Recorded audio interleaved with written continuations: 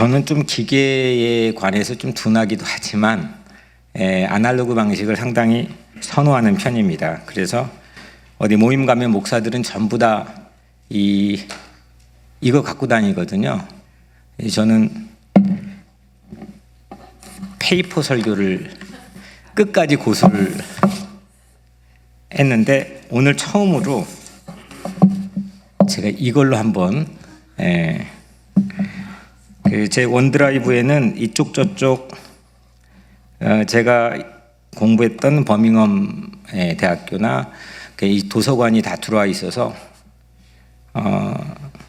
제 노트북에 모든 도서관들이 또 제 자료들이 다 들어가 있는데 이제 이 안에 다 해서 한번 오늘 해볼랍니다. 그래서 혹시 몰라서 이것도 동시에 준비를 하는데 오늘 우리 비전 말씀을 서로 인사하고 오늘 말씀을 나누겠습니다. 두세 사람이 시작. 두세 사람이 내 이름으로 모인 곳에는 나도 그들 중에 있느니라. 아멘. 지난주일 말씀을 함께 전했었죠.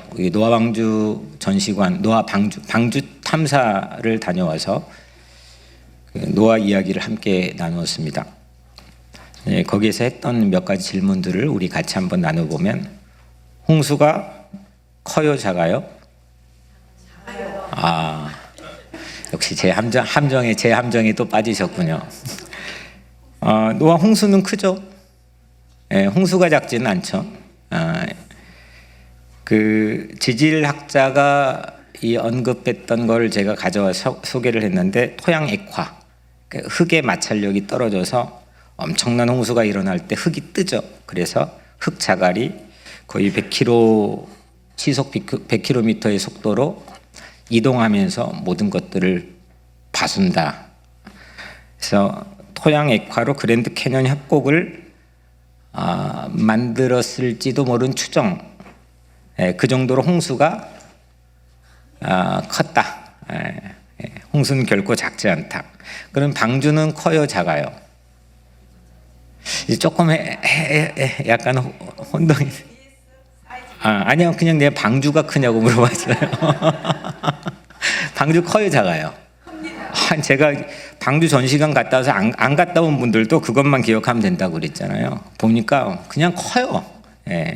와, 이거 어떻게 만들었을까? 커요. 그러면 홍수가 커요, 방주가 커요? 방주가 크죠. 홍수 위에 떠 있는 이 엄청난 위력을 가진 홍수 위에 떠 있는 방주, 그게 아무리 클지라도 들꽃처럼 하늘하늘 흔들렸을 건데, 그래도 방주가 홍수보다 더 크다. 이게 지난주 메시지의 핵심이었습니다. 왜냐하면 홍수보다는 방주가 더 멀리, 더 오래 남고 갔기 때문이죠. 그 생명을 살리는 구원이 심판보다, 하나님의 심판보다 더 크다. 그렇다고 결코 심판이 작지 않다. 심판 크다. 엄청 크다. 위력이 대단하다. 하지만 심판보다 구원은 크다. 이게 성경의 일관된 메시지라는 거죠. 바울은 이 말씀을 비슷한 뉘앙스를 가진 이 말씀으로 설명했죠. 죄가 더한 곳에 은혜가 더 넘쳤다. 그래서 교회는 방주 같아야 돼요. 세상보다 더 큰 구원이 교회에 있음을 우리는 알아야 된다는 거죠. 세상이 아무리 커 보여도, 교회가 아무리 비루하고 작아 보여도 교회 안에는 세상보다 큰 게 있다, 없다? 있다. 용서, 하나님의 용서, 하나님과의 화해, 하나님의 복음, 하나님의 구원, 이거는 세상에서 난리를 펴도 그 세상보다 크다. 이걸 믿는 사람들을 우리는 크리스찬들이라고 합니다. 노아가 당했던 홍수 때 비가 며칠 내렸죠? 40일, 40주야 밤낮으로 내렸죠. 그리고 며칠까지 이 물의 수위가 정점을 찍었느냐? 150일까지 수위가 올라갔습니다. 그리고 150일을 정점으로 해서 점점 수위가 낮아지고 물이 빠집니다. 이 물 빠지는 기간이 220일이었습니다. 그 수위가 점점 낮아졌습니다. 수위가 정점을 찍고 150일에 정점을 찍고 땅이 드러날 때까지 물이 빠지는데, 그러니까 올라갔다가 내려오는 모든 총 기간이 370일 걸렸습니다. 그러니까 노아 가족은 방주 안에서 370일 동안 지냈다는 거죠.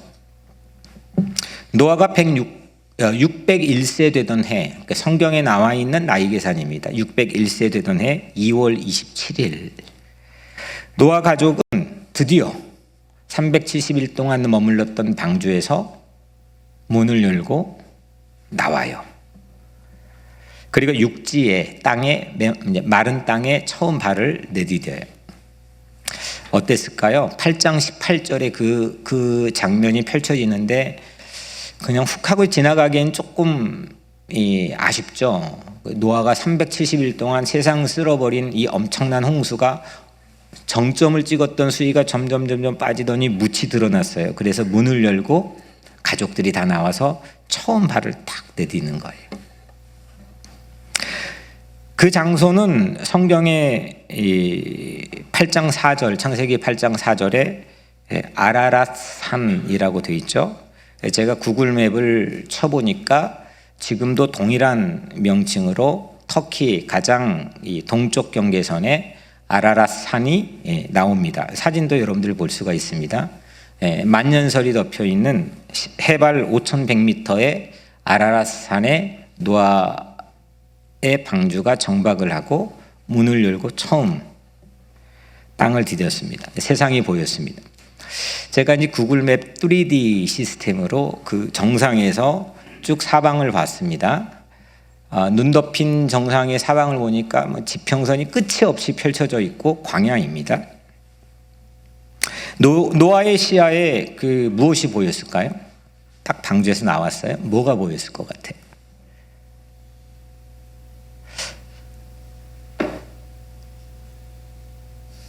물론 하나님께서 오늘 말씀에 이제 무지개도 보여주실 거고, 야, 이제 살았다. 이 엄청난 파고를 지나 살았다. 이런 어떤 벅찬 환한 세상에 대해서 우리가 그릴 수 있겠지만 실제 현실은 분명한 거는 세상은 폐허가 되었겠죠. 다 쓸어버렸잖아요. 폐허라는 게 정말 IT만 가도 이 폐허의 잔재라는 게 지금 10년이 훨씬 넘었는데도 진짜 이게 사람 사는 세상인지 지옥인지, 그리고 온통 죽음들 뿐입니다. 다 죽었습니다. 8명 빼놓고 전부 다 죽었습니다. 살아있는 생명들도 전부 죽었습니다. 그 시체들이 전부 다 나뒹구는 게 보였을 겁니다. 이게 노아의 시야에 분명히 들어왔겠죠. 그게 팩트겠죠. 아라랏 산 정상에서 보였던 세상은 살아남아 있는 것이 아무것도 없습니다. 폐허고 죽음들 뿐입니다. 노아 가족 8명만 살아있죠. 방주에 탔던 한 쌍씩의 짐승들, 그 짐승들의 울음소리만 정적을 깼겠죠. 코로나의 이 대재난 이후에 요즘 나오는 영화들의 상당히 많은 분량이 이렇게 어떤 대재난이 왔는데 어떤 한 사람이, 한 가족이 서바이브하는, 결말을 보여주는 그런 감동적인 이야기들을 상당히 영화에서도 많이 그려내고 있습니다. 물론 이런 영화의 결말처럼 살았다, 생존했다, 이런 벅차는 감동적인 장면도 오늘 분명히 이 노아 방주에서 처음 나왔던 순간에 있었겠지만 부인할 수 없는 실제는 끔찍한 광경이 노아 눈앞에 펼쳐져 있었다는 거죠. 홍수가 다 쓸어버린 이 배경 없이 방주에서 나온 노아를 생각하는 것은 불가능하기 때문이죠. 그때 바로 그때입니다. 그 순간에 하나님께서 노아에게 한 가지를 보여주시죠. 폭풍우가 다 물러간 하늘에서 땅까지 걸려 있는, 하늘에서 땅까지, 이 십자가가 보통은 다 모든 교회들이 땅에서 띄워져 있거든요. 특히 캐톨릭은 완벽하게 띄워서 실물을 해놓죠. 근데 우리 교회는 의도적으로 하늘에서 땅까지 연결해 놓은 십자가입니다. 땅에 뿌리박고 서 있는 십자가의 본연의 의미를 살리는 거죠.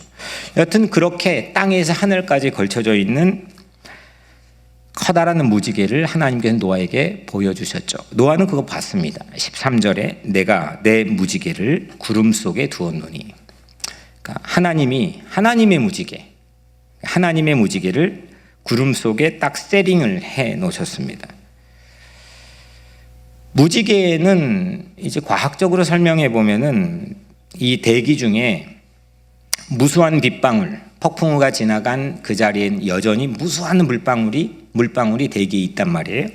그러니까 물방울의 이 과잉, 갑자기 물방울이 많아졌단 말이에요. 그 물방울에 햇빛이 반사되어서 가시광선, 눈에 보이는 가시광선의 7가지 색깔이 빛으로 만들어진, 그게 무지개로 우리는 알고 있습니다. 그러니까 무지개는 반드시 후퇴하는 먹구름, 비구름이 전제되어야만 가능한 거죠. 그런데 오늘 성서에서 그러면 이 무지개, 하나님이 노아에게 보여주신 이 무지개는 어떤 의미냐, 이걸 우리가 한번 먼저 살펴보려고 합니다. 무지개는 히브리어로 케쉐트입니다. 한번 따라해 볼까요? 케쉐트. 잊어버려도 돼요. 근데 이 뜻은 어떤 뜻이냐면 활이란 뜻입니다. bow. 우리가 알고 있는 무지개는 레인보우잖아요. 근데 성경에서 말하고 있는 케쉐트, 오늘 구름 속에 딱 하고 세팅해 놓으신 그거는 케쉐트인데, 그거를 우리가 인식하고 있는 무지개로 보면 안 되고, 이거는 보우입니다. 이 활은 사냥할 때 사용하는 사냥 무기이자 전쟁할 때 적군과 싸우기 위해서 사용하는 전쟁 무기이죠. 일종의 활은, 이 활인 무지개, 우리가 알고 있는 이 활인 무지개는 심판의 무기입니다. 실제 고대인들에게도 이 인식은 보편적이었는데, 어떤 발견된 고대 벽화에 보면, 저도 그 벽화를 봤는데 활이 하늘에 걸려 있어요. 그런데 우리가 아는 것처럼 이렇게 걸려 있지 않고 이렇게 걸려 있어요. 땅을 향해서 걸려 있고요. 그리고 거기에서 그 활에서 물 화살이 막 쏟아집니다. 그리고 사람들이 도망칩니다. 그 그림이 발견되었습니다. 그러니까 이 케쉐트라고 하는 거는 여튼 물 화살을, 폭우의 화살을 쏘는, 그걸 통해서 인간을 심판하는 그런 이 컨셉으로, 개념으로 고대인들이 인식하고 있었다는 거죠. 성서도 마찬가지입니다. 이 화살 홍수로 심판하는 성경 말씀도 있는데, 하박국 3장 9절 10절에 보면 주께서 활을 꺼내시고 화살을 바로 쏘셨나이다. 창수가 넘치고 바다가 소리를 지르며 손을 높이 들었나이다. 여기서 활도 오늘 본문의 무지개와 똑같은 히브리어 케쉐트입니다. 창수를, 엄청난 폭우와 홍수를 쏟아내는 그런 심판의 활, 케쉐트인 거죠. 여튼 이 무지개라고 하는 케쉐트는 비구름 플러스 활, 레인보우, 이게 합해져서 만들어진 것, 이거는 다분히 심판의 도구로 사용되었다는 거죠. 이게 무지개입니다. 14절에 내가 구름으로 땅을 덮을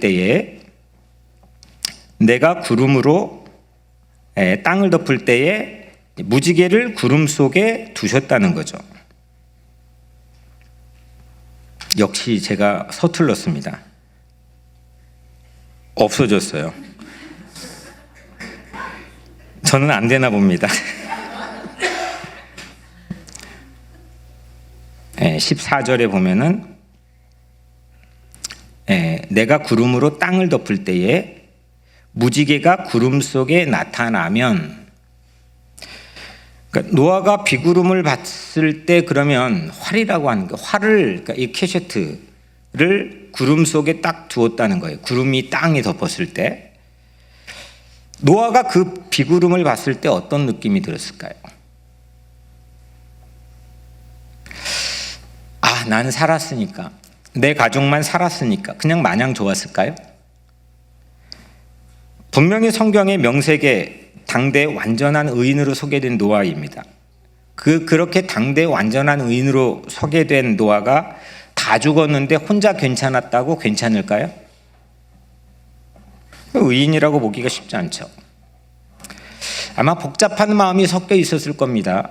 물론 인터뷰를 해보지는 않았고 그 감정이 그대로 성경에 소개되고 있지는 않지만 분명히 복잡한 마음이 들었을 거고, 이 캐셰트를 걸어놓았다고 하는 이 사실 자체는 노아에게는 단순한 감정은 아니었을 겁니다. 구름이 땅을 덮어 활이 구름에 나타나는 것을 바라본 노아는 아마 홍수에 대한 트라우마가 작동될 시점이지 않았을까 싶습니다. 구름 속에 활이 나타나면 고대인들에게는 홍수 전조 증상으로 비춰졌거든요. 상당히 노아에겐 예민해지는 그런 순간입니다. 아니, 좀 전까지 그렇게 세상을 휩쓸어버린 엄청난 비구름이 무려 370일 동안 방주에 갇혀 놓았는데, 물론 내가 살았지만 이게 지금 비구름이 또 동일하게 재현되어서 보인다는 거예요. 아니, 어제 엄청나게 나쁜 일이 있었는데 정말 밤잠을 못 잘 정도로 나쁜 일이 있었는데 오늘 비슷한 똑같은 일이 데자뷰처럼 보인다면 여러분들은 어떻겠습니까? 그걸 트라우마라고 부릅니다. 두려워지죠. 불안해지죠. 예민해지죠. 노아는 구름이 땅을 덮어 비와 살이 쏟아지게 되면 어떤 일이 벌어졌는지는 누구보다도 잘 아는 유일한 생존자이기도 합니다. 네, 여러분들 노아뿐이겠습니까? 노아뿐입니까? 아마 트라우마 없는 사람들은 세상에 없을 겁니다. 저의 사실 오래전 트라우마는 물미역이었습니다. 지금은 뭐 잘 먹지만, 지금도 썩 좋아하는 건 아니지만 물미역을 보면 제 트라우마였습니다. 어린 시절에 거기에 얽혀있는 사연이 있었습니다. 이런 트라우마는 여러분들의 신체나 아니면 여러분들이 직면했던 사건이나 여러분들의 머릿속에 정신적 충격을 제공했던 기억이나, 그거는 모두에게 각기 다양한 모습으로 무언가가 있습니다. 그 트라우마 없는 사람 아마 없을 겁니다. 코로나 바이러스로 지난 3년 동안 이 바이러스 화살은 예외 없이 전 인류에게 겨누었습니다. 누구에게 쏠지 모릅니다. 어디서 어떻게 날아와서 내 호흡기를 가격할지 몰랐습니다. 정말 두려웠던 순간도 모든 사람들이 있었습니다. 그 이후 우리는 잘 알지는 못하지만, 인지하지는 못하지만 전 세계적으로 전문가들의 의견으로는 우울감, 분노, 앵거, 그리고 불안, 이게 전 지구적으로 덮여져 있는, 내가 왜 갑자기 화가 나지? 내가 왜 갑자기 다운되지? 이게 전 지구적으로 지금 덮쳐 있다는 겁니다. 이거를 신조어로 멘탈데믹, 팬데믹과 멘탈을 합쳐서 멘탈데믹이라는 신조어가 생겨나기도 했습니다. 대재난을 막 지난 노아가 지금 활을 다시 이 구름 사이에 탁 하고 보여주는데 예외일 수 있겠습니까? 트라우마라는 건 정신적으로 지속적인 영향을 주는 강한 충격입니다.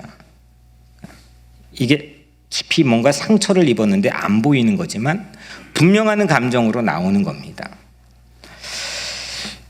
갑자기 내 가족이 그냥 갑자기 죽었다든지, 또 아니면 갑작스러운 예기치 않는 사고가 내게 닥쳤다든지, 아니면 갑자기 생각도 하지 않았는데 내 몸속에 이상한 징후가 생겼다든지, 우리는 많은 트라우마로 둘러싸여 살고 있습니다. 여러분, 트라우마가 생길 때 어떻게 반응합니까? 어떻게 반응합니까? 그건 개인의 트라우마건 아니면 코로나 바이러스 같은 집단적 트라우마의 외상 후 증후군을 우리에게 제공했건 어떻게 여러분들은 반응합니까? 그걸 어떻게 핸들링합니까? 그냥 보통 평생 안고 가야만 될 내 숙제야 하고 대충 화내다가 그냥 지나갑니까? 이거 어떻게 우리가 반응합니까? 하나님은 그런데 오늘 의외의 행동을 한 가지 하십니다. 노아 앞에서 분명히 구름 속에 활, 캐셰트를 셋업해가지고 보여주셨습니다. 근데 그건 지워야 되는 겁니다. 피하게 만들어줘야 됩니다. 그런데 그 노아 앞의 트라우마를 지우기는커녕 도리어 그 트라우마를 노아의 눈앞에 쫙 펼쳐서 보여주셨습니다. 이건 뭐죠? 14절 내가 구름으로 땅을 덮을 때까지 무지개가 구름 속에 나타나면 구름 속에 있는 활을 노아에게 보여주신 겁니다. 이게 우리가 무지개를 보고 야 좋다, 무지개 보고 야 이거 심판이다, 야 이게 활이다 이렇게 인식하고 보는 사람은 저는 한 명도 보지 못했습니다. 그런데 고대 사람들은 전부 다 그랬다는 겁니다. 그런데 다시 보여줬습니다. 방금 전 경험했는데 그걸 또 보여줬습니다. 그런데 여러분들 하나님이요 그 트라우마의 의미를 바꾸시죠. 15절에 내가 나와 너희와 및 육체를 가진 모든 생물 사이에 내 언약을 기억하리니 다시는 물이 모든 육체를 멸하는 홍수가 되지 아니할지라. 아멘. 우리는 보통 트라우마를 기억하기 때문에 트라우마입니다. 트라우마를 기억합니다. 근데 하나님은 그거를 똑같은 걸 봤는데 똑같은 걸 보신 하나님은 언약을 기억하신다는 겁니다. 같은 활 모양의 의미를 바꿔주시는 겁니다.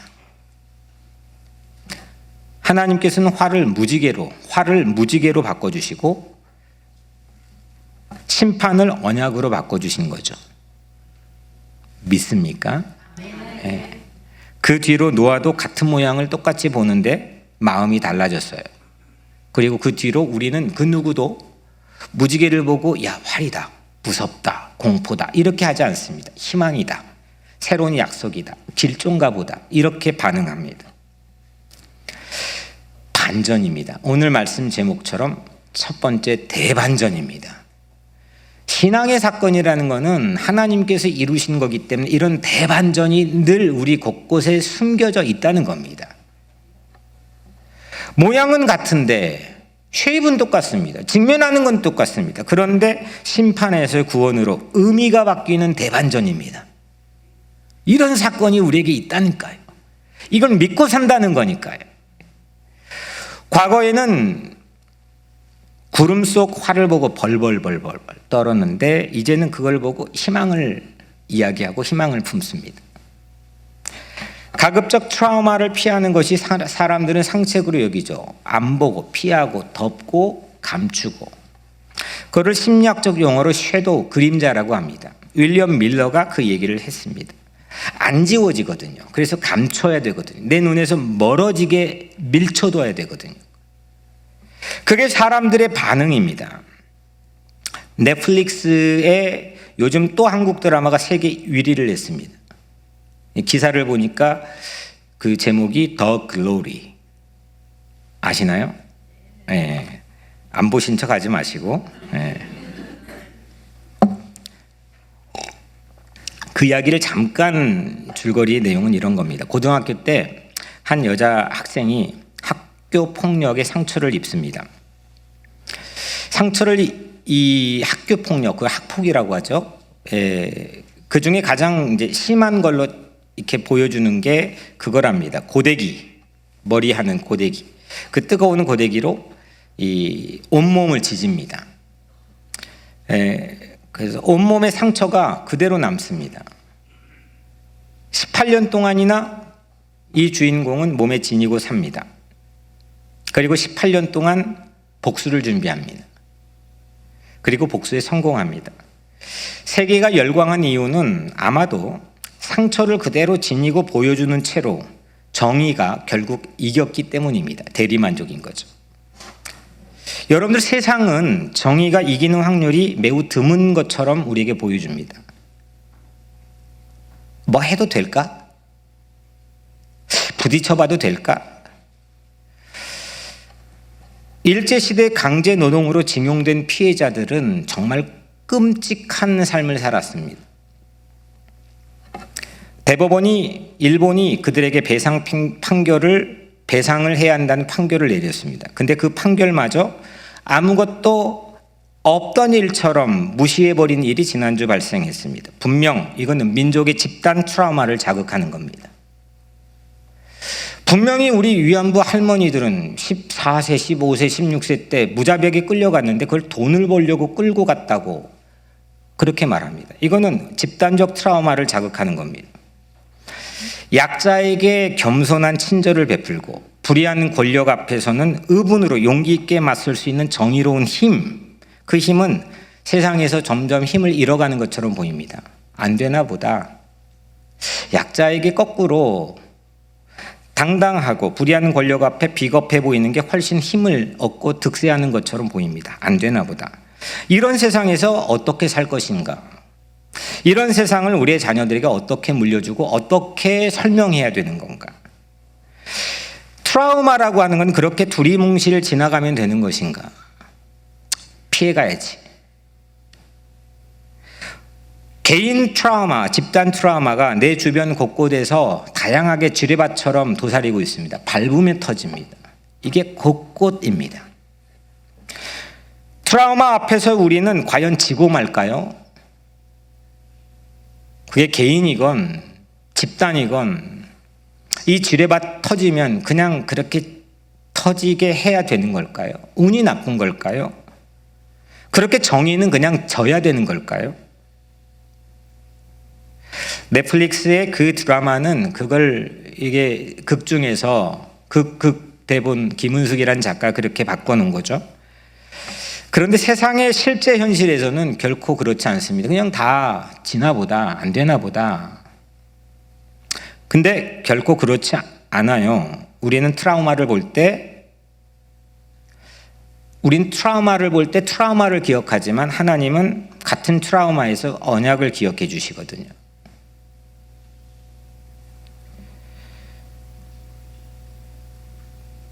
그걸 신뢰합니까? 그 신뢰하느냐? 오늘 노아에게 해주신 말씀. 우리는 트라우마를 볼 때 트라우마를 기억하지만 하나님은 그 트라우마를 보면서 언약을 기억하시겠다고 다짐하셨는데 그 하나님의 그 말씀을 신뢰하느냐? 이게 우리의 삶을 결정한다고 생각합니다. 누군가 내 트라우마를 기억해 주는 것만으로도 그건 위로가 됩니다. 그 더 글로리라는 드라마에서 학폭 피해자인 주인공은 왜 복수를 다짐하게 됐느냐, 그거를 말하는데 왜 자기가 복수를 시작하게 됐느냐, 자기가 학폭 피해를 당해 온몸이 고데기로 지져진 그 상처를 자기만 기억했지 그 가해자들은 전부 다 깡그리 잊었다고 하는 사실이 너무 아팠다는 겁니다. 이거는 이 주인공뿐만 아니라 우리가 다 동일한 겁니다. 근데 하나님은 우리의 트라우마를 기억해 주시죠. 기억해 주실 뿐만 아니라 치유해 주시고요. 치유해 주실 뿐만 아니라 영원한 언약으로 소망을 주셨습니다. 소망을 갖는다는 가치는 트라우마를 가진 사람들에게는 사치처럼 느껴지는 겁니다. 그런데 소망을 주셨습니다. 의미를 바꿔주셨습니다. 이게 우리가 믿고 있는 하나님이십니다.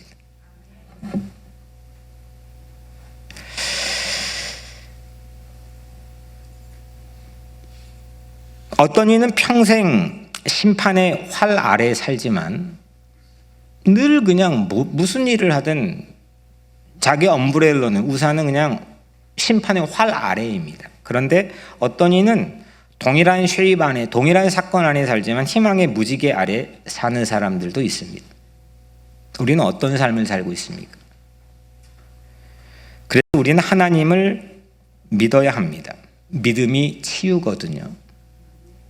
믿지 못하기 때문에 사람들은 치유를 하지 못하는 겁니다. 치유를 넘어서야 소망을 갖게 되는 거거든요. 오늘 노아에게 보여주신 이 무지개는 우리 주변 도처에 사실은 있는 겁니다. 메마른 가지에 도단한 연두빛 새싹도 무지개가 될 수도 있는 거고 우리 주변의 모든 것들 뭔가를 뚫고 나오는 것, 의미가 바뀌어지는 것, 그를 어떻게 바라볼 건가? 믿음으로 믿고 바라보는 삶이라면 우리 주변의 모든 세상이 온통 무지개 대반전이지 않겠습니까? 저는 오늘 여러분들의 삶에 그렇게 오늘 말씀을 통해 도전하고 싶습니다. 대반전. 그게 없으면 하나님의 이야기는 우리 인간의 이야기로 전락하게 되는 거죠. 하나님의 이야기는 늘 대반전이거든요. 슬픔을 기쁨으로 바꿔주시고, 죄를 입고 뒤집어 쓰고 낭망에 있는 사람을 기쁨의 화관을 씌워주시고, 광야의 그 사막의 메마른 땅에 강을 흐르게 해주시고, 말도 안 되는 대반전을 신뢰하고 사는 사람들의 무리들을 하나님 믿는 크리스찬이라고 하는 거죠. 그 대반전, 이 기나긴 겨울을 뚫고 봄이 오는 것처럼 여러분들 주변에 보여지는 모든 건 믿고 보는 겁니다. 온통 무지개가 보여지는 대반전이 있게 되기를 주의 이름으로 간절히 축복합니다. 깊이 제가 어제 시도 보내드렸잖아요. 나태주의 풀꽃이라는 국민 시인이거든요. 요즘에 깊이 봐야죠. 자세히 봐야죠. 뭘 봅니까? 오래 봐야죠. 그때 다르게 보이는 거거든요. 하나님은 심판의 트라우마 보면은 정말 짜증 정도가 아니라 불안과 두려움과 공포가 일게 하는 그 트라우마를 구원의 사인, 구원의 표로 바꿔주셨어요. 마찬가지로 우리가 믿고 있는 십자가, 우리가 바라보고 있는 십자가는 어떤 의미였냐면, 감히 하나님도 신도 인간이 죽일 수 있다고 하는 그런 인간의 심판으로, 인간의 권력으로 그쳐버릴 수도 있었던 거 아닙니까? 정의는 이대로 죽을까? 정의는 이대로 끝나버리는 건가? 그런데 예수님께서는 그 십자가를 영원한 구원의 표로 바꿔주셨습니다. 하나님의 용서와 사랑의 표로 바꿔주셨습니다. 그게 십자가 아닙니까? 똑같은 모양인데, 십자가를 바라봤던 똑같은 쉐입인데 다른 의미로 바라보는 새로운 사람이 2000년 전 생겨났습니다. 그 사람들을 크리스찬이라고 부릅니다. 같은 모양인데 다른 걸로 바라보는 사람들이 생겨났는데 그게 크리스찬입니다. 활을 무지개로, 십자가를 구원으로 바라보죠. 고린도전서 1장 18절, 십자가의 도가 멸망한 자들에게는 미련한 것이요 구원을 받는 우리에게는 하나님의 능력이라. 십자가 똑같은 십자가인데 이걸 바라보는 멸망이다, 이건 아니다, 안 된다, 이렇게 바라보는 사람들의, 믿지 않는 불신한 자들에게는 미련한 것이고 바보스러운 짓이고, 그런데 구원을 받고 바라보는, 신뢰하는 우리에게는 그 십자가가 하나님의 능력이라는 거 아닙니까? 무지개가 오늘 의미가 바뀌어진 것처럼 십자가는 결국 예수 그리스도가 새로운 의미 창출을 하시는 것 아니겠습니까? 같은 십자가인데 믿음의 유무에 따라 달라 보이듯이, 그 비단 이 십자가만 그렇다면 그 십자가는 하나의 우상에 불과할 겁니다. 그래서 초창기 초기교회는 십자가에 매다는 것 우상으로 여겼습니다. 물고기가 하나의 기독교의 심벌이었습니다. 오늘날 우리는 십자가 혹 우리 마음속의 아이돌이 아닙니까? 십자가는 의미를 바꿔주신 하나님의 능력입니다. 우리 안에서 예수와 함께 동행하는 삶이라면 도처에 십자가가 있어야 되는 거 아니겠습니까? 트라우마를 벗어나는 희망의 사람들, 그 사람들에겐 십자가는 능력인 겁니다. 무지개도 하나님의 능력인 겁니다. 마지막 대반전은 활의 방향이 바뀌는 거죠. 본래 활은 아까 퀘셰트는 고대 벽화에서 하박국에서 어디로 향하고 있어요? 방향이 땅을 향하고 있죠. 비화살을 쏟아내는 겁니다. 벽화도 하박국도 그랬고 40주야 노아의 홍수도 그랬습니다. 천둥번개의 화살은 무자비하게 강을 갈랐고 깊은 샘을 터뜨렸습니다. 그런데 노아 이후에 우리가 아는 무지개, 그 활의 방향이 바뀌어졌습니다. 하늘로 향했습니다. 우리를 심판할 수밖에 없는 그 활이 이제 하나님의 가슴을 향했습니다. 그리고 하나님께서 죽으셨습니다. 하나님 자신이 죽으시고 우리를 살리셨습니다. 그것이 십자가 아닙니까? 사랑의 대반전입니다. 방향을 바꿔주실 줄이야. 그 죽는 자리인데 그 자리에 서 주실 줄이야. 우리 상식으로는 감히 엄두도 생각도 이해도 되지 않는 일이지만 하나님께서는 그 사랑의 대반전을 우리를 위해서 해 주셨습니다. 하나님의 무한한 사랑이죠. 하나님은 활의 방향을 바꿔서 무지개 언약으로 삼아 주셨습니다. 스스로 죽으시고 자녀를 기어코 살려내는 것이 아버지 하나님의 사랑인 거거든요. 이 사랑으로 우리는 이기는 겁니다. 이 사랑이 우리의 소망인 겁니다. 이 사랑의 대반전을 신뢰하고 기대하고 그 사랑의 메커니즘으로 세상을 바라보는 자가 결국 이긴다고 크리스찬들은 믿고 있는 겁니다. 그 사랑이 곧 예수인 거죠. 그래서 예수를 바라보세요. 믿음의 주여 또 온전케 하신 이인 예수를 바라보자. 노아에게 무지개가 있다면 우리에게는 십자가 예수가 있지 않습니까? 결국 가장 중요한 질문은 오늘 예배드린 자리에 예수가 있습니까? 진짜 여기에 예수가 있습니까? 혹 예수 없는 예식과 의식과 형식만 남아있지는 않습니까? 내 마음엔 예수가 있습니까? 그 사랑의 대반전이 있습니까? 그 십자가보다 처절할 수도 있는 내 삶에 대한 깊은 상처와 트라우마를 보시고 언약을 기억해 주시고 치유해 주시고 소망을 삼아 주시는 그 예수가 오늘 여러분들의 삶에 있게 되기를 주의 이름으로 축복합니다. 사랑하는 여러분, 오늘 무지개는 대반전의 연속입니다. 보고 좋다 이게 아닙니다.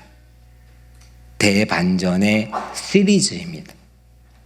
심판의 활을 언약으로 바꾼 대반전. 우리를 향하던 활의 방향을 심판의 방향을 하나님의 가슴으로 바꿔 대신 우리를 살려주신 사랑의 대반전. 그 대반전이 무지개인 겁니다. 그 무지개를 타고 오랜 세월이 흘러 그 언약대로 와주신 예수의 십자가. 이제 우리는 노아처럼 봄의 새 땅을 밟는 첫걸음, 오늘 예배드리고 나가 세상을 향해 나가는 첫걸음, 그 첫걸음이 어제와 동일하지 않고 또 내 삶의 의미를, 정의를, 사랑을 포기하지 않아야 될 한 가지 이유는 십자가의 대반전을 믿기 때문입니다. 그걸 바라보세요. 그걸 신뢰하세요. 기도하겠습니다.